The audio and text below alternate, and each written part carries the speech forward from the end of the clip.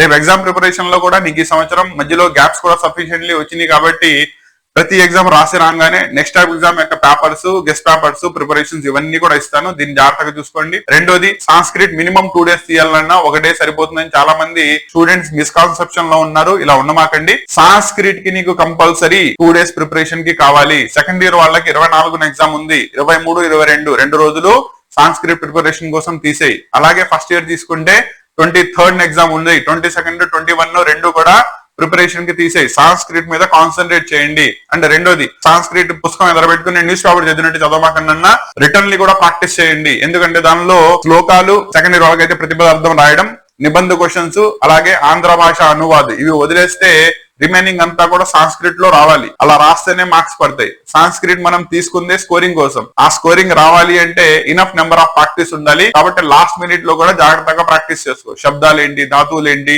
అలాగే సంధి విడదీయడం, సంధి కలిపి రాయడం. రెండోది, సంధి విడదీయడంలో కానీ కలిపి రాయడంలో కానీ సంధి సూత్రం ఏ సంధి జరుగుతుందో కంపల్సరీ మెన్షన్ చేయాలి. దానికి సంబంధించిన క్లాసెస్ అన్ని కూడా మన ఛానల్లో ఆల్రెడీ అప్లోడ్ చేస్తున్నాయి. ఇప్పుడు దాకా రిఫర్ చేయకపోతే కంపల్సరీ చూసుకో.